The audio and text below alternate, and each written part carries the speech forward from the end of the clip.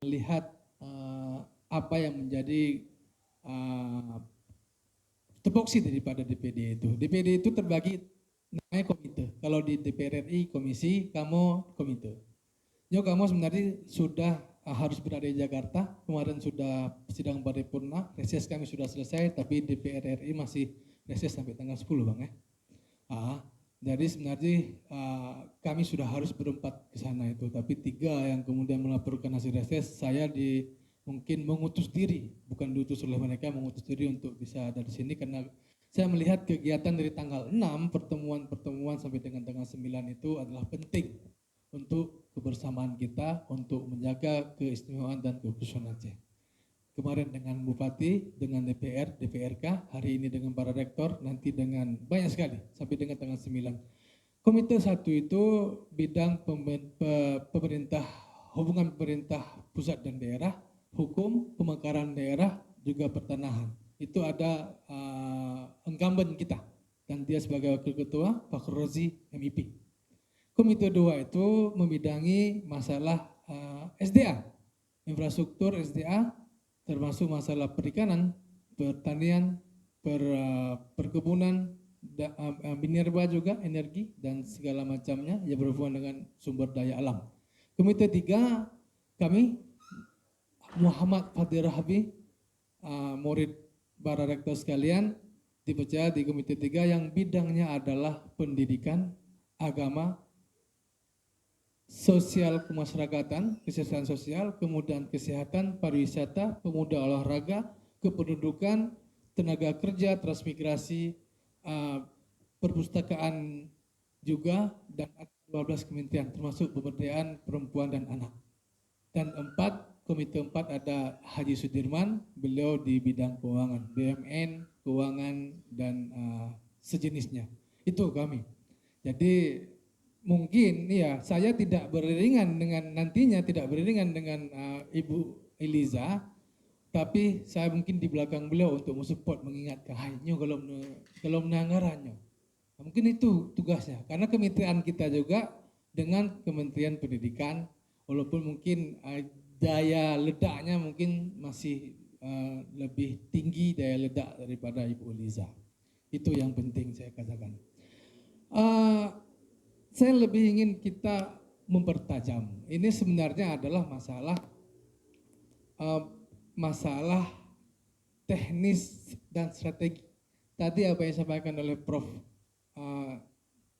Jasman Ma'ruf, rektor kami, guru kami dari UTU, sudah sangat strategik dan teknis.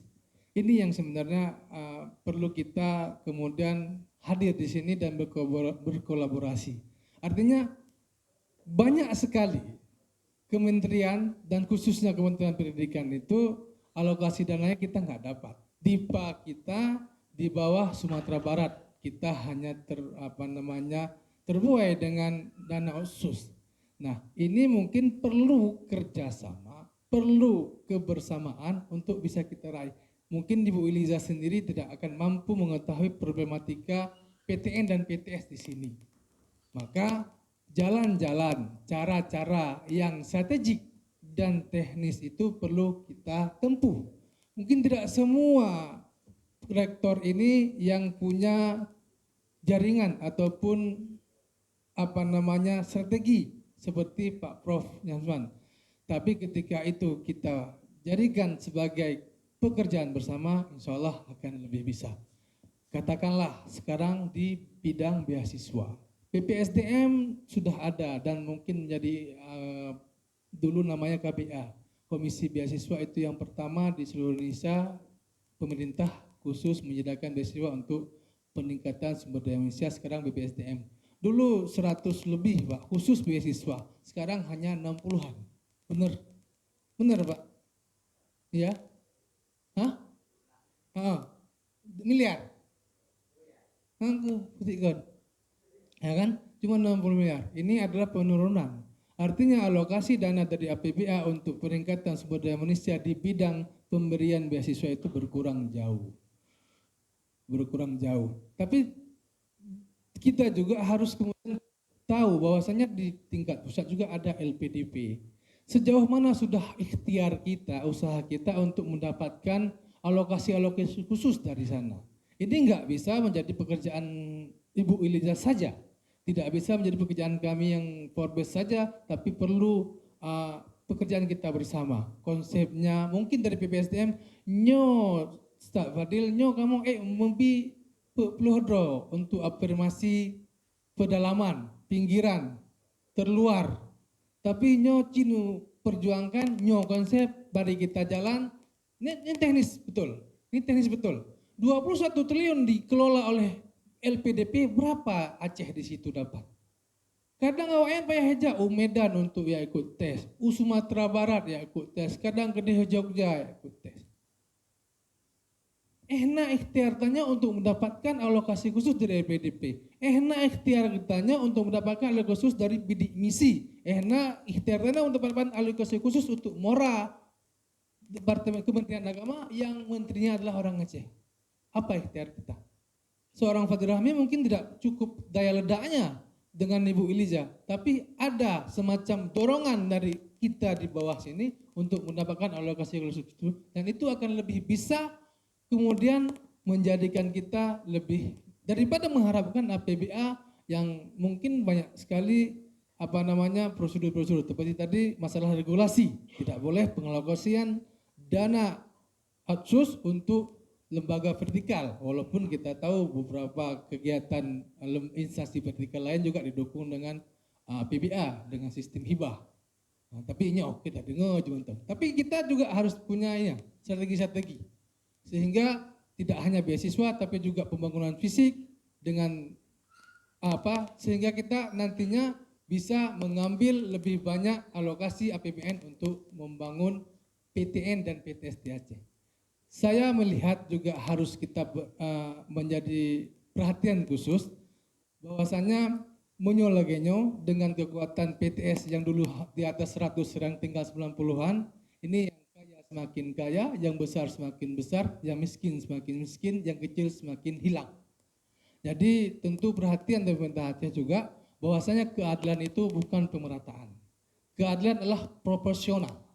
Ketika kebutuhan Semelu untuk meningkatkan sumber daya manusianya lebih besar daripada kebutuhan Biren, kampung tanya Pak Syaridin, itu maka porsi kesana harus lebih banyak. Sehingga nanti masalah lagi Pak Marwan Wonogejo aplikasi yang bisa teraplikasikan memang seluruh Aceh. Hana le istilah umanyo ibanda Aceh mantang itu hanjut. Karena itu galon pro komputer, galon pro-nya. Ini kan permasalahan yang butuh konsentrasi kita dan fokus kita.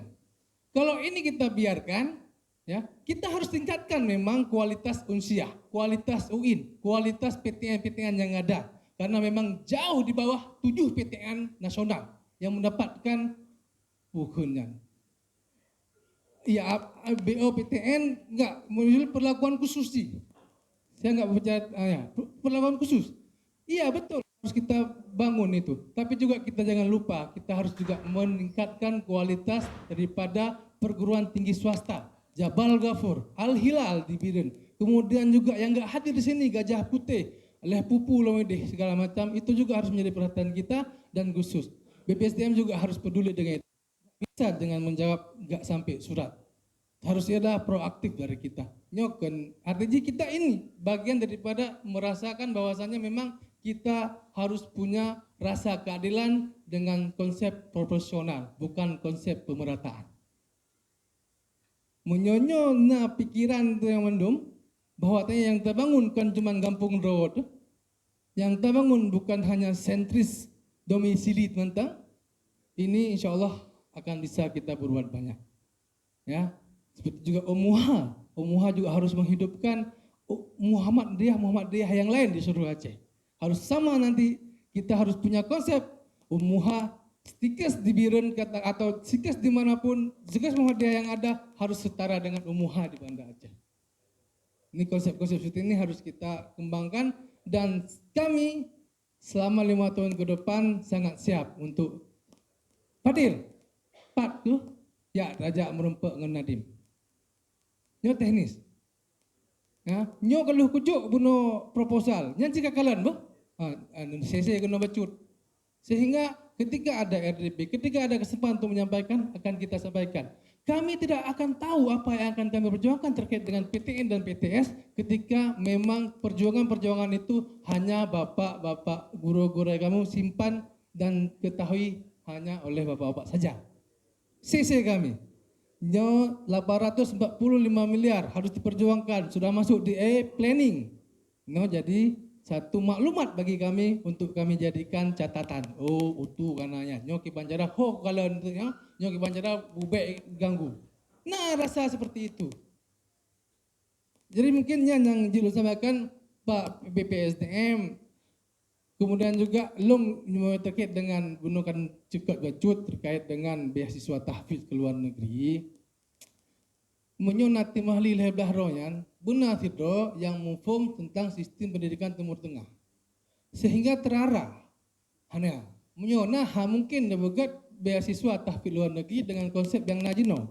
Dengan Pergub nomor 28 tahun 2010 itu diskriminatif, tidak mengakomodir sistem pendidikan Timur Tengah sama sekali. Di Timur Tengah itu nggak ada LOE. Di Timur Tengah itu makanya ini panjang ceritanya kalau udah kayak gini. Tapi mohon, artinya kita pembangunan Aceh yang Nagro Aceh Bersyariat ini juga harus merata. Ya, kan?